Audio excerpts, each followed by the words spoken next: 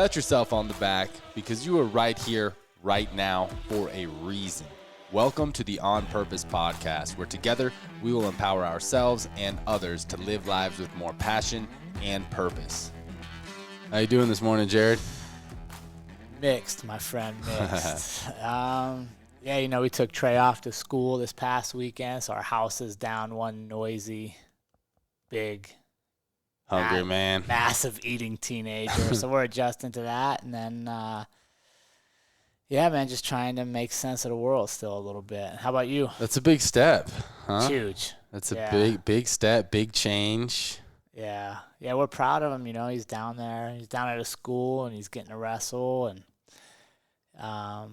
pursue some dreams. So we're excited for him. But yeah, it doesn't make it easy, but it's the right thing to do. Yeah, it's a new chapter for the whole family. And I remember my mother struggled, and she kind of now tells me now in retrospect of how, her and my little brother struggled a little bit when I left. But over time, it really allowed them to cultivate their relationship on a deeper level and build their own rituals and things like that. So it'll be exciting to see what manifests with you guys and Taya now. Yeah, well, it was interesting. We had our family dinner last night, just the three of us, and just how much less you cook and how much how much easier it is and quiet. So yeah, it'll be good, man. I think that's what you want as a parent, is for your kids to take control of their own lives. And as much as like part of me be like, oh, it's so fun to have him in the house, realistically that wouldn't be setting him up for success if he finished school and just stayed at home because he was afraid of a challenge or afraid to be out on his own. Like, he needs that and we need that. So it's good, but definitely doesn't make it easy. Yeah. How have you been? I'm doing well. I am keeping busy with work, with training. Got Courtney all moved in, figuring out our next chapters for next year, hitting the road, That'd be awesome. Hitting the USA in our RV, so we're figuring all that out. I had shared with you, I'm not sure if I shared with the community, but my father found out he has cancer, and going to be good news is it hasn't spread, so he'll be getting a surgery here pretty soon, so that'll give me an opportunity to go down there, spend some time with my father, help him out in his time of need post-surgery, and hopefully come back with the new truck to pull the trailer. So it's exciting. I'm kind of like, oh, shit, we're really doing this. Well, and especially, we're in August, halfway through August now. Mm-hmm. So, if you're doing that in January, it's going to come up pretty quick. Yeah. That's good stuff. Yeah, I think it'll be interesting for you to learn all the systems and just have some fun being free. Yeah.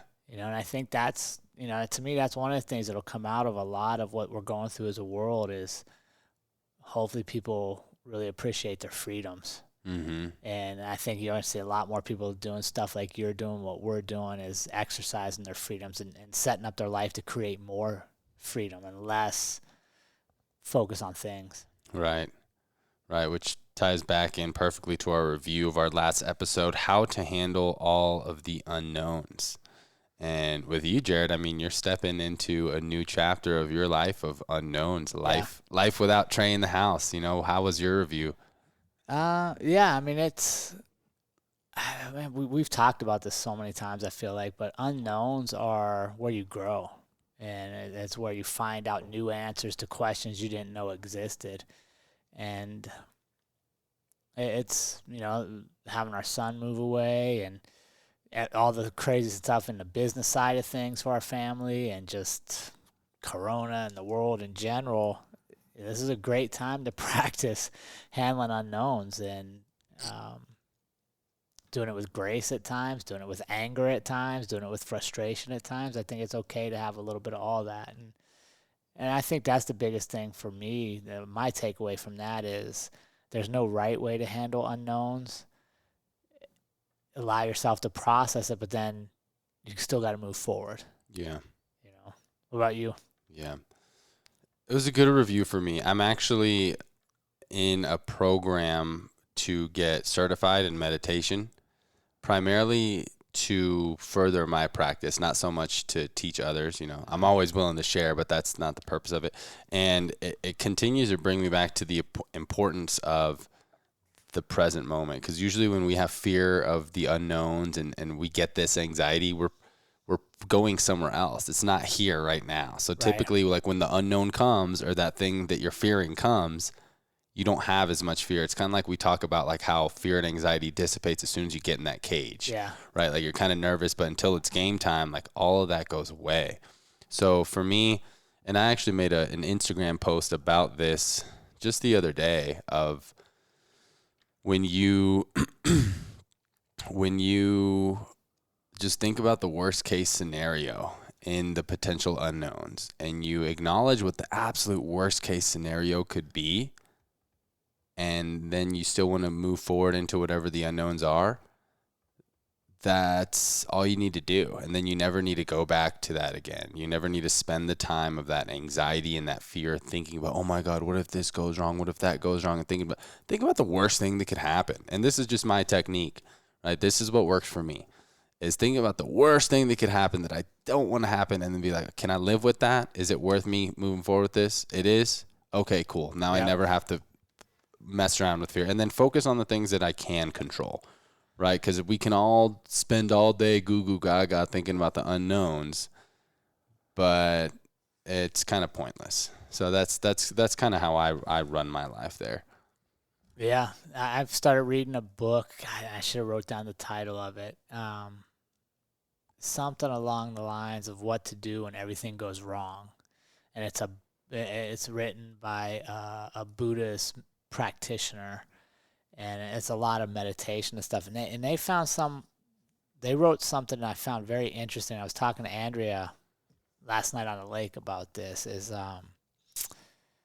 was talking about how he had written a couple books on meditation and stuff, and was practicing and teaching, and had a lot of tasks that had to be done every day. But he was also trying to work on another book and to try to really go, like you're saying, go inward in his own meditative practices. And he just couldn't do it because all the tasks kept bringing him back to what had to be done, not allowing him to think the way he wanted. So he ended up taking a year off from work, no work whatsoever. No emails, no schedule. And as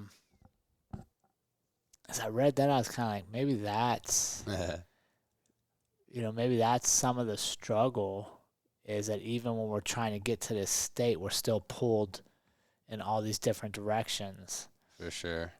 So I threw that out to Andrea. I was like, maybe that's what we're supposed to do. Once Taya graduates high school, because, another couple months, she's done with high school too. And then we're true empty nesters. Mm-hmm. Maybe we're not supposed to put so much pressure on, like, where do we make money and maybe we're just supposed to go be for a year. Yeah. And see what clarity that brings. Because I think that's part of all your unknowns, is you're trying to come up with answers to every possible scenario. And one thing I've learned going through this most recent process, it started with all the closures right before St. Patrick's Day, is I'm not in control of all the stuff that's going to happen. I don't even know what's going to happen tomorrow or the next day. That's out of my control. So why do I spend so much energy and time to trying to control all the variables or to have game plans, which is a contradiction to how I used to live my life. I used to have contingency plans, right? If this happens, that happens. If this happens, you go do this. Mm-hmm. And most of what you plan for, one, doesn't happen. And two, how much energy do you put in planning for things that you're just making up in your head? And does that fulfill you? Or is it constantly worst case scenario? And does that take away from your true spirit? I think planning's good. And contingency planning, I think that's a great thing to do. But I think that you also need to be aware that life isn't always going to go as planned, right? You can do all the planning in the world and nothing according to plan happens, and you just need to be willing to adapt and pivot, right? But I do think planning is important and vital in our world today. You can have periods of time where you're not planning, but I think I think as human beings that we need some sort of structure. Like even if you did do a year of no work, Yeah. right, in this meditative state, you'd probably be like, all right, I'm waking up, I'm doing my meditation, I'm having breakfast, I'm doing my reading. You know, you'll kind of have a plan kind of thing. Yeah. But it's something to look into. I mean, all the But great. it's not a check email, respond. Right. You know what I mean? It's not a task. Mm-hmm. Yeah, I don't know. It's interesting to me because I've always been very structured. You know, college athlete, military, law enforcement, all structured. Yeah. And now to be kind of like, but it's weird. I've always been structured, but I've always kind of fought the structure. Like Andrea would always be like, dude, you hate all these rules. And I would literally not enjoy any of the rules. Mm-hmm. But I think a lot of that was because I didn't have a say in the outcome from the rules. Mm. Like the rules were just forced upon me. And usually when you're in team settings, rules are forced upon you because of somebody else's mistake, not anything you did. Mm-hmm. And I'd always be like, why do I need to be punished for that moron's mistake? Like, I'm not going to do that. Like, I don't need this freaking rule. Right. I don't know, man. Well, I will say one thing. I thought of you the other night. I was taking one of my meditation quizzes last night. Oh, nice. And they talk about the difference between Buddhist meditation and Hindu meditation. And one of the sects of Buddhist meditation is Zen. And that's what you like to do. Zen is eyes open, about a meter forward, focused on a certain spot. Typically, it's in the half lotus or lotus where you have your foot up on like your thigh, cross-legged. Yeah. And the cosmic mudra with your hands, which is like this. Left palm carrying right palm, like right here, sitting up straight. And then just focus on like, Jared likes Zen. Dude, that's so funny because I don't know any of what you just talked about. But I do sit cross-legged and I stare at stuff. Yeah. Maybe you were a Zen meditator in a past life. Dude, I don't know, man. I am I've been getting up at 4:30 in the morning. Whoa. And I just go out in my backyard, and because I've been trying to break this idea that nature, I have to get away from my house to enjoy nature. Even though I live in a subdivision, my neighbor's right behind me on all sides. I still I have nature. Mm-hmm. So I've been getting up at 4:30 and just going and sitting in a chair in my backyard, glass of water, and just looking at stuff. And today, the stars were so bright for some reason. And I saw like 3 or 4 shooting stars or meteors, whatever the hell you call them nowadays. Mm-hmm. And I was just like, man, how many? Wow, really? Yeah. How many times have I missed that? Yeah. By just not paying attention, and just, I tell you, if you want to feel small, just sit and stare at the stars. For real. You know what I mean? We fight about some of the most trivial stuff on our little rock of the earth. And then if you just stop and you just look up and realize, how many more Earths are out there somewhere? Yeah. That humbles me every time. Even just this Earth, you think about 7 billion people, and you're like, what? Like, looking at a map of we're just here in tiny little Fort Collins. Yeah. And what are we fighting about? Our freaking favorite road has potholes and aren't getting paved in time, and you're just like, dude. Yeah, which leads me, kind of into this week's episode. I just, and maybe I'm wrong on this, Ollie, and tell me if I am wrong, but it just seems like we're being so driven by hate right now.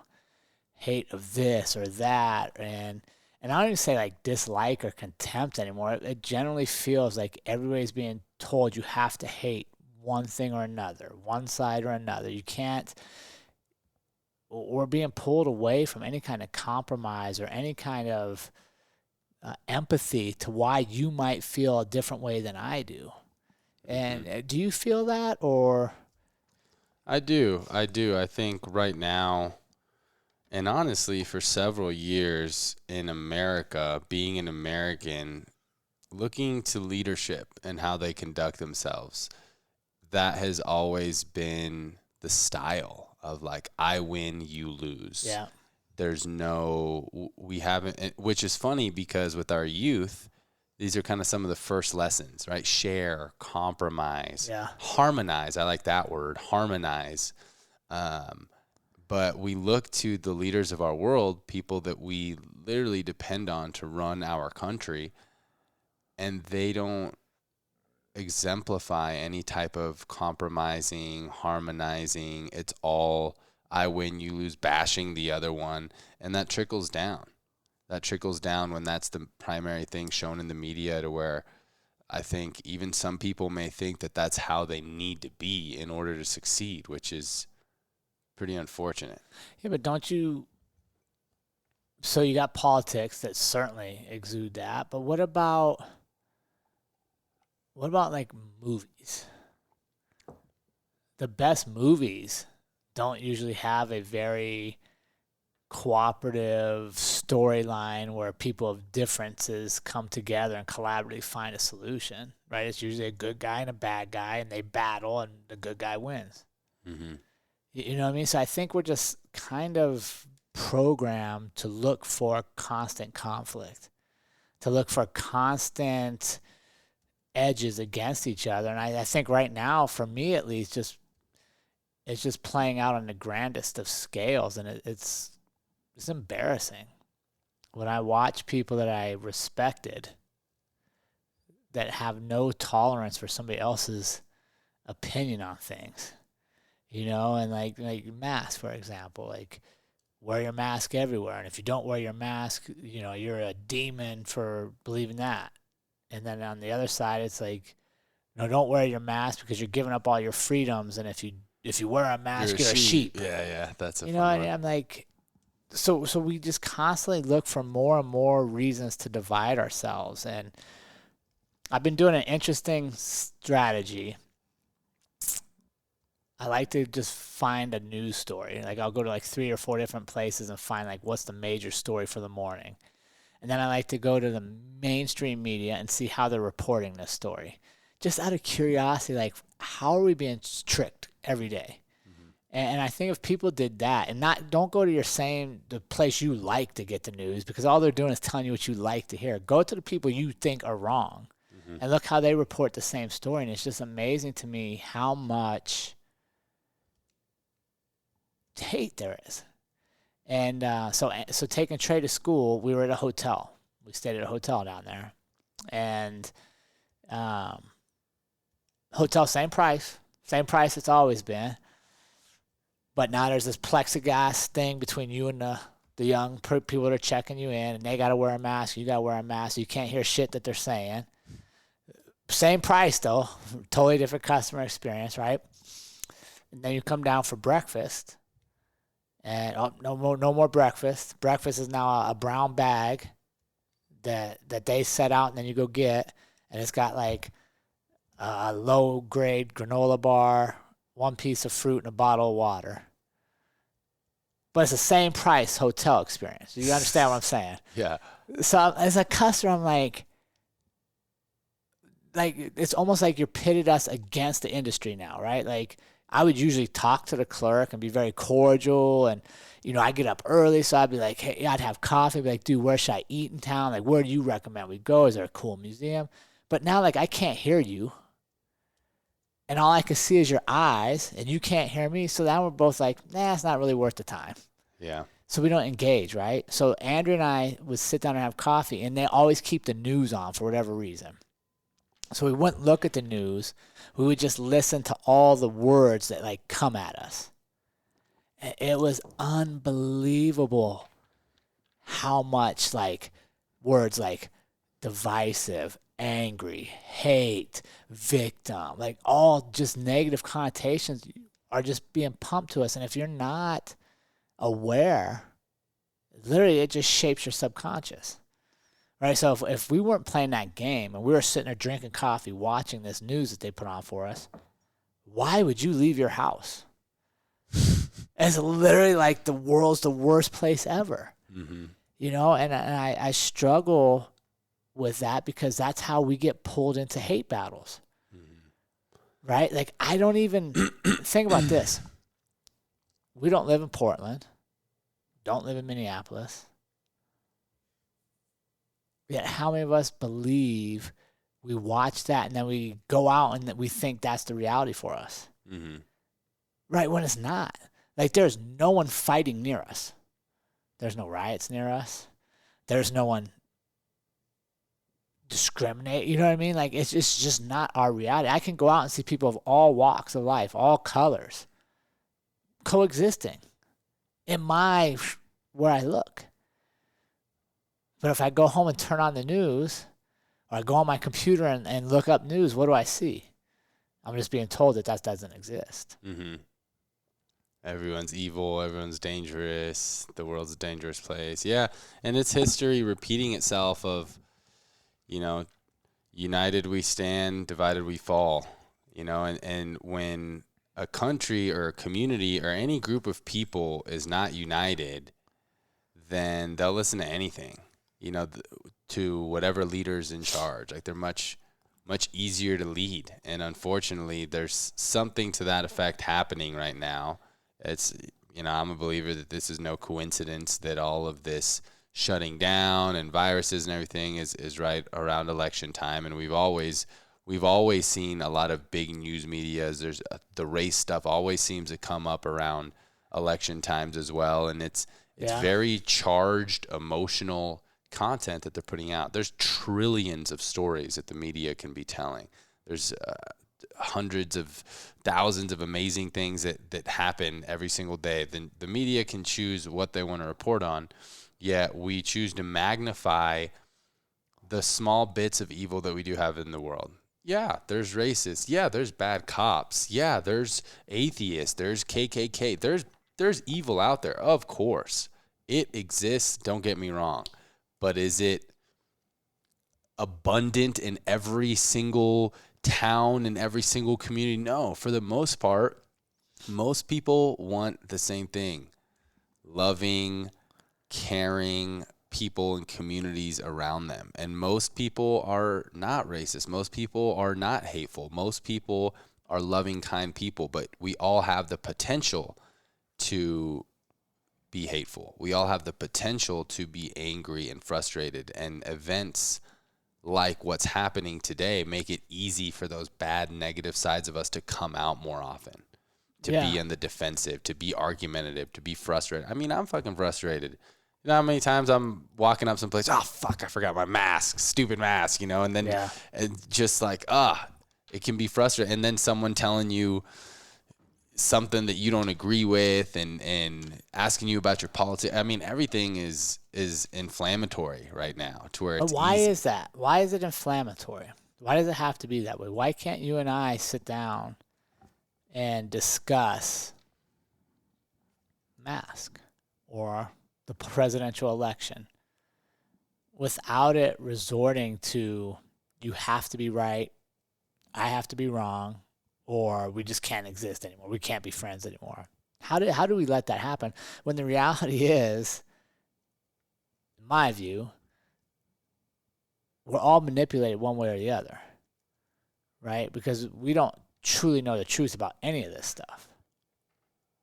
So why are we so passionate in what we're fed and what we believe about one thing or another that we're literally willing to tear down a country, to lose friendships over something like who's going to be the president for 4 years, knowing most of us will have many more presidents in our life, some which we'll like and some that we won't, but we're willing to lose our current day friends over it? I think it's the conditioning. It's the culture. It's what we've been shown, right? To where, I mean, like, look at this culture that's going around right now, this cancel culture, right? Like, this person is canceled, right? Like, I've been seeing some stuff. I haven't really looked into it, to be honest, but like Ellen DeGeneres of like, oh, apparently she said some mean shit or some racist shit or some sexist shit 10 years ago. This person's canceled now, right? To where we have this just so much animosity. But who gets to decide that? Who gets to decide that you just get to wipe people off? And I'm not supporting Ellen. I couldn't care less about Ellen, to be honest with you. But so we're in this group think, right? And if you're cool within this mob, then you get to stay. But if the mob doesn't agree with you, you got to go, right? That's no better than the causes they think they're fighting. Right? Think about if that's the way you think. If we agree with what you've done, you stay, and if not, we're going to cancel you. well, how are you any better than the people you think you're protesting, the history you think you're protesting? I'd argue you're the exact same. Yeah. Well, I think it's right. The actions are the exact same. It's the genius behind the small groups of very powerful people who are running these divisive movements. Yeah. You know, like I'm still doing my personal investigation of what exactly the Black Lives Matter movement is about. Sure. But you talk about a name like that, Black Lives Matter. Obviously, everyone's going to get behind it. Great marketing. It's great marketing. It's so like, who would not be behind Black Lives Matter, right? Like, how could you possibly not support it? And then it's like, if you're against that, then you're obviously, racist, blah, blah. So they have, this organization, Black Lives Matter. Let's pretend we don't know anything about it. Now you have famous people, athletes. I've watched a couple NBA games. All the NBA guys have the Black Lives Matter shirt. Everyone's behind it to where now collectively as a community, we have sided with whatever this organization says and believes has to be right and true because now everyone's doing it and this is the right thing, right? To where now we've created this space to where anything against anything that this Black Lives Matter movement is pushing is bad, is evil, is, we have to battle it. And that's the way that we do our politics too, of Republican or Democrat. It's so passionate. And I think, Jared, we can't have these examples because things like emotional management, like meditation, like compassion, like harmony it's not culture here. It's not practice. In elementary school, we don't even talk about how to handle your emotions, right? Yeah. When you feel anger come up and stuff, we don't know how to handle that. We just splurt shit out, have arguments, blah, blah. Even as an elementary school student, we never are taught emotional management. This is shit that we have to learn on our own. Read books. I'm 29 years old. I'm barely learning how to control my emotions. Yeah. Of like not shouting when I'm angry, of not doing all these things. And it's not culture here of how to conduct yourself as a stand-up human being instead of letting your emotions run you. You get pissed off about something and you share your opinions and you say mean things and that's why this is so inflammatory. And that's why I think it's easy to divide America, because we don't have a culture here of training our emotions. Like people talk about the West, right? And Eastern philosophy, but in Eastern traditions and cultures, there is a lot of prayer. There is a lot of meditation. There is a lot of observing oneself. Yeah. And here in America, we believe, or in the West, I should say, in Western culture, it's more, we have this belief to where like we are our mind and our thoughts as opposed to being the observer. Like we're not used to being like, oh, I'm feeling a little angry and mad right now. What's that about? Let me look into that, instead of like, I'm fucking pissed. Yeah. Fuck this. Like we let our emotions dictate our actions, when it should be that we observe our emotions, and however we're feeling emotionally, we still realize that we have the power to decide how to act despite how we're feeling. Yeah, that's good. I think, some of that comes back to how we're raising our kids, right? Like, huge. Right, for the last, 10, 15 years, there were participation trophies. Everybody was equal. Nobody was better than anybody else. If you tried hard, that was good enough. Everybody gets the same. We're going to take down scoreboards. Well, what happens there? What is a byproduct of that? Is people don't learn the value of others, right? Like we show up, and if I just show up and I give 50%, and you show up and give 100%, the way it's set up, we're both equal at the end of the day. So I don't really need to ask you, why do you go so hard? And you ask me, like, why don't you try harder? We're all even, right? And then you grow up thinking that we're all even and everybody's voice is the equal and everybody should be able to say whatever they want and there's no repercussions, and that's not true, right? Like you should earn things. And right now it just seems like, obviously with social media, everybody can say whatever the hell they want. There doesn't have to be any truth to it.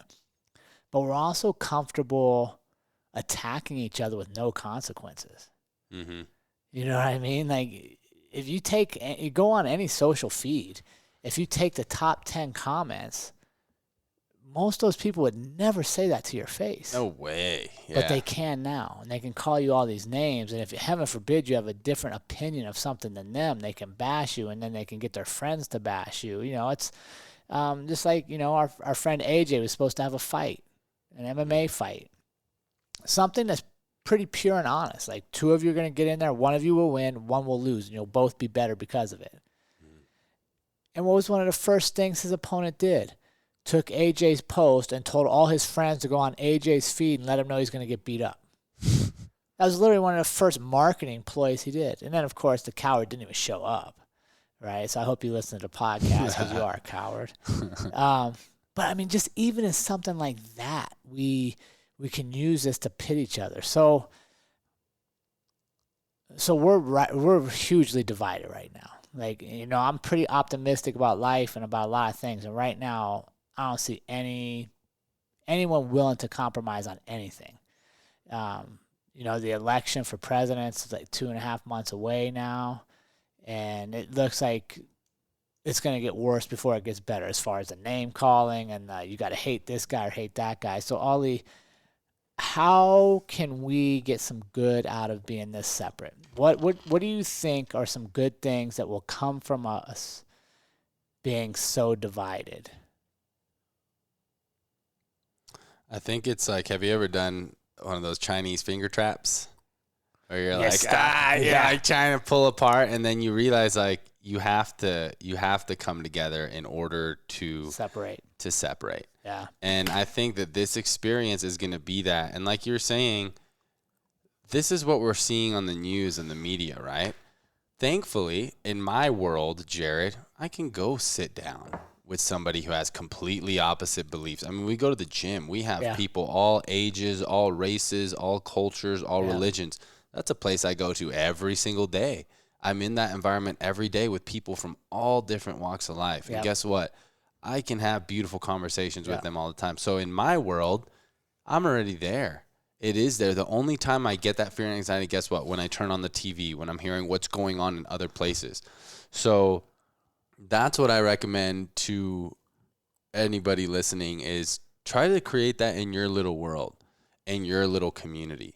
Because then that's what's going to branch out. And again, kind of back to the unknowns. Don't put so much weight and value of, did you see what's happening in Portland? Did you see what's happening in Minneapolis? Because at the end of the day, we don't really know. I had a really interesting experience. The reason why I started not trusting media was when I got stuck in the war in Lebanon in 2006, in the Israel war. George Bush was still president.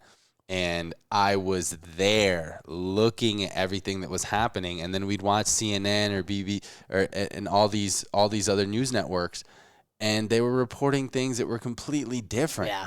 And I was like, "What are y'all talking about? Like, we're here." And ever since that summer, when I came home, we got on local news in Indiana, where my cousins live. We flew back, and I was just like, oh my God, this is all bullshit. I remember the news stations came and interviewed all of us for like 4 hours, and they put in like 10-second clips of what they wanted. And it blew my mind as a 16-year-old. I was like, oh my God, the news is such fucking bullshit. Yeah. And from then on, I was like, okay, take the news for what it is, a grain of salt. But really what really matters is your immediate world and community. So I think realize the good that can come from all this hate is that this is a lesson. This is a test to see how effective we can be in a world where there are people with different opinions, different upbringings, different everything.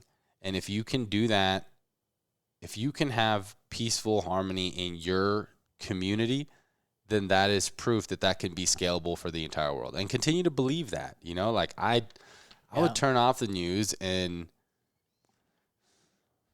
really just be present where you're at. What's happening in Portland or what's happening in Minneapolis, or what they're telling you is happening isn't really going to affect your day to day. If you have the opportunity to go over there to Portland and all that stuff, then worry about that. Yeah, and it's interesting because I saw a conversation with somebody from Portland that was saying exactly that literally the news out of Portland every night about all of this and all of that is a couple blocks of I forget how many million, how many people live there. Right. Like, the rest of us are going about our lives. Yeah. We go to work, you know what I mean? But even if you like the media, or if you're curious, okay, what are you being told?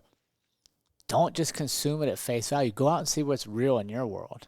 Mm-hmm. And that's what I hope is something good that comes out of this, is we take more ownership of the world we're in right around us. Mm-hmm. And we look at that world for what it offers us and the truth that lies there. Yeah. Because we're so easily manipulated, because we are a global world, right? Don't get me wrong, we're a global economies and stuff, but I think sometimes we forget that 90% of our world is right in our vicinity. Mm-hmm. And we're always looking everything around every other place, that we forget to own our little world. Mm-hmm. And if you think about that, if we all owned our little world and we all treated our neighbors right and the grocery store clerks right, and if you didn't feel good, you stayed home. Mm-hmm. And if somebody next to you was elderly and didn't feel good, you went and got their groceries, we wouldn't need a lot of these stupid rules. Yeah, we'd fix the whole world. Because we just take care of things. Yeah. So that's my hope for good, is that we realize our small world is our world. And how we treat the people around us and how we choose to interact with them, how we choose to have discussions and disagreements, that shapes our days.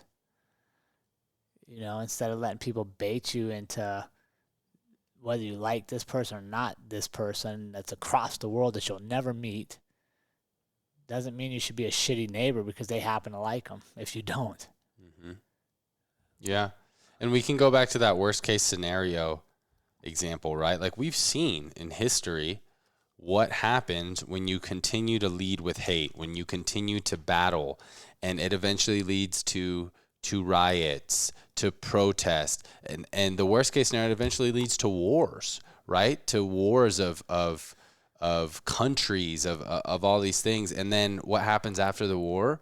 We feel so bad. There's this time of we want to help, right? Like World War II, nuclear bombs. Like, then we come and we help after we were ready to kill each other, and we did kill each other. Yeah. Then there's that time of compassion, like that Chinese finger. We can choose that. Okay, we can go to war, but guess what? Then it's just going to feel bad. Or we can choose to come together now, and then coming together is going to allow us to live separately and have different beliefs in harmony. Like, we don't have to go through the rioting and the looting and then eventually the war. We've seen that path, and that's what will happen if we continue to lead with hate. Another thing too is I think people just don't have enough competitiveness and battle in their own life, right? Go take up a hobby, go train kickboxing, MMA, challenge yourself, do a sport, compete in business, compete in that, because then when you don't do that, people try to associate and attach themselves to something that they are not really a part of to win, like a diehard football fan that's getting drunk every Sunday watching the Dallas Cowboys, of like that's their one thing, or like the diehard Democrat who's like that's their one thing. They're trying to associate themselves to compete in another arena. Why don't you bring some competition into your own life? That's huge. Because then you won't feel the need to win, to go out and win the politics argument, the sports argument, and at least sports, that's fun. That's for some people, but some take it extreme. Some take it extreme, right? But if you have enough going on in your own life, like you don't see the leaders of the world who are diehard anything, because they're diehard of what their causes are, their passions are. So bringing that back in, you're not gonna have enough energy to be hateful. Yeah, that's interesting. I do think you should challenge yourself. So that's a good one. Maybe during this time, find something that you can do to physically and mentally challenge yourself. For me, I've been really focused on meditation and stillness, and I feel like I'm growing there, so that's been fun. But yeah, that's a good point, that when we're not stimulating ourselves, we look for external stimulation, and sometimes that comes in the form of hate and divisiveness. And then I think the other thing is, people be smart and realize, like, what are we giving up right now? They've taken away concerts, art shows, museums, theaters, sports, all the things that do what? Unite people. Mm-hmm. Right? Gyms. Mm-hmm. Like, our gym's open despite all the rules. So question things, right? Like, all the things that actually make me feel good and bring me together with people of all races, of all colors, of all ethnicities, of all religious backgrounds, sexual preferences, I can't do. But I can do all the things that actually would potentially lead me to being sick. Yeah. Like, just think about it. And Like liquor stores are essential. And their sales are booming. I just read a business report today. Liquor stores and fast food nationwide are what booming. The fuck? The two things that are like the worst for you. Obesity, Drunkenness. pre-existing conditions are what kill you with COVID.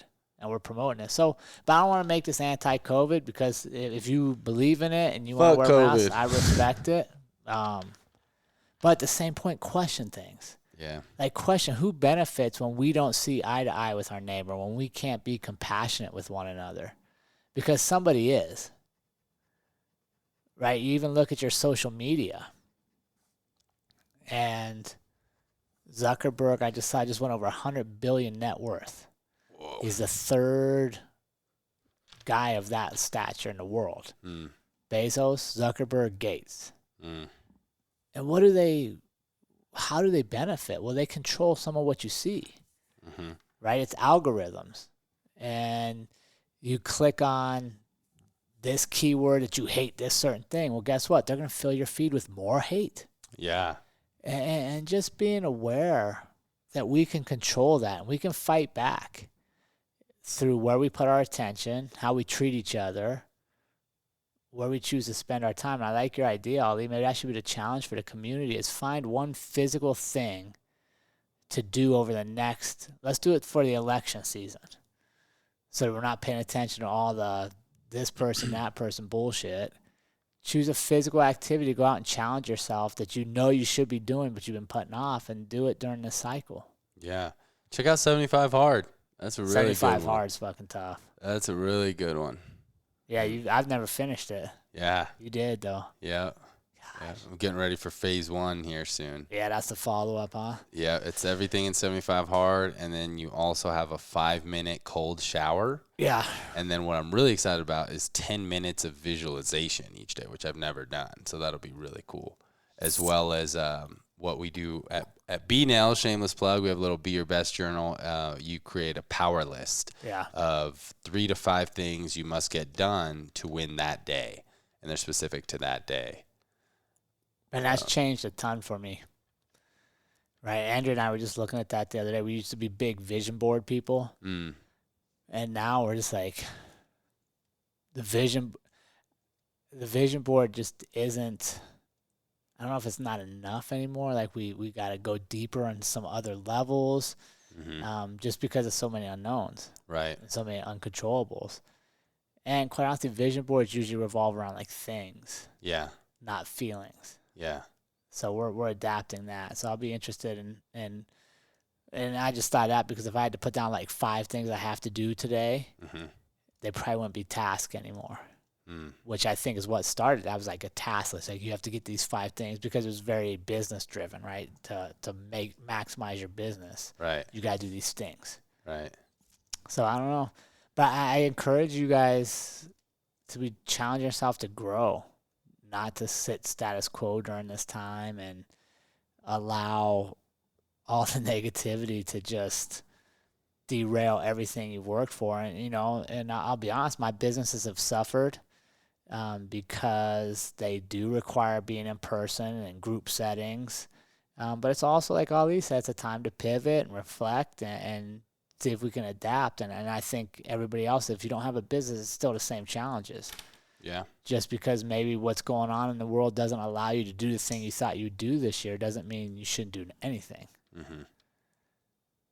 Got to pivot, got to adapt. But if we sit in hate and we sit in discontent, and we sit spending all our time looking for why the world is against us, that's what you're going to find. It's a world that's against you. Yeah, a couple episodes ago, I was just sharing with you guys how I had my little binge period. Yeah. And there was a couple days there where I didn't do anything physical. I was drinking. I was eating badly. And I recently got that firsthand experience of how easy it is to go into these negative feelings, hate and frustration, when you're not taking care of your vessel, your physical body, from the food you're putting in, the fuel, to changing your state of mind with getting drunk and not doing exercise, physical exercise. You just feel better. Now, don't get me wrong. There's a time to drink. It's okay to drink alcohol. It's okay to eat bad every now and then. It's okay to not exercise every now and then. But when that becomes your habits, which for Americans, there's a reason why at least half of America is obese. There's a reason why. I think it's an insane statistic. Like 80% of all Americans are prescribed some sort of medication. Yeah. And it's like, I think I read this crazy statistics of New York adults. It's like 90% of New York adults have at least one drink a week. And I was in that stat too. Before 75 hard, I realized I had never been more than 2 months of not drinking alcohol. And the only reason I was because Ramadan. Yeah. I'm doing months of more than 2 months of not drinking any alcohol in my life. Since I started to drink alcohol, I was like, whoa, that's pretty crazy to think about. Is like I constantly would go to substance. Yeah. And cannabis is a substance as well, of like constantly going to these other things to change my state. So yeah, be aware of that. Try and go to some more natural things, some meditation, some working out, some physical. Yeah, those stats. I just saw a doctor's video yesterday, and he said the same thing. 80% of Americans are on at least one prescription, and 60% of Americans are obese.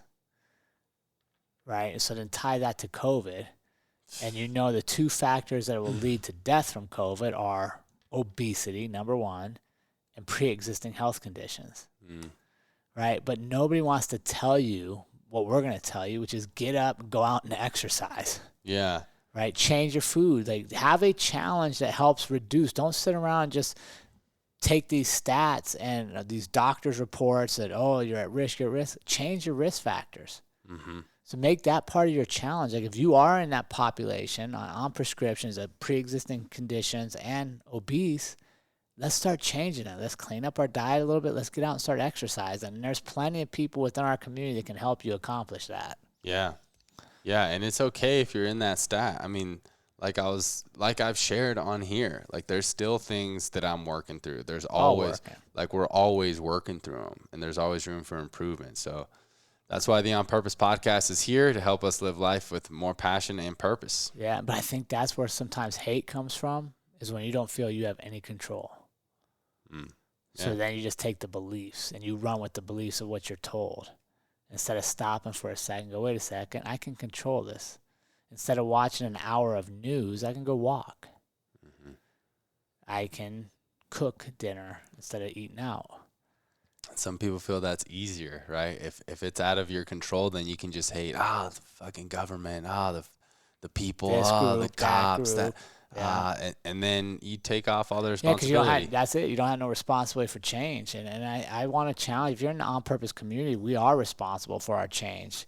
And it starts with neighbor to neighbor, door to door, and people that you interact with. And then ultimately, I guess even before that, it starts with you changing you, right? If you know there's things you got to be doing, let's start working on those now. And let's not wait for somebody else to make it cool or to tell us what we're supposed to do. We know.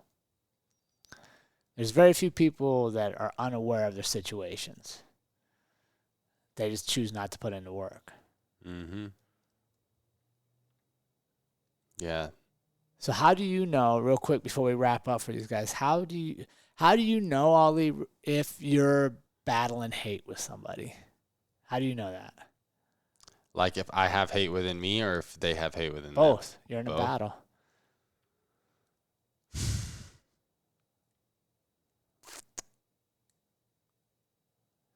I think I know when logic seems to leave the conversation. Yeah. When there's really no basis for the argument anymore, and it just seems like fiery. But Jared, I'm really grateful to share that I don't even engage in those types of conversations anymore. I can't tell you the last time I've had a hate-filled conversation. Right. Because you're aware of it. I'm aware. And maybe there's a hate-filled comment or thought or idea, and then You handle it there. It doesn't escalate. Right. Yeah. There's no need for escalation. There's a couple things for me. Yeah. What do you think? One, if I hear the words I feel constantly. I feel, not I think. Or I've read. Or I learned.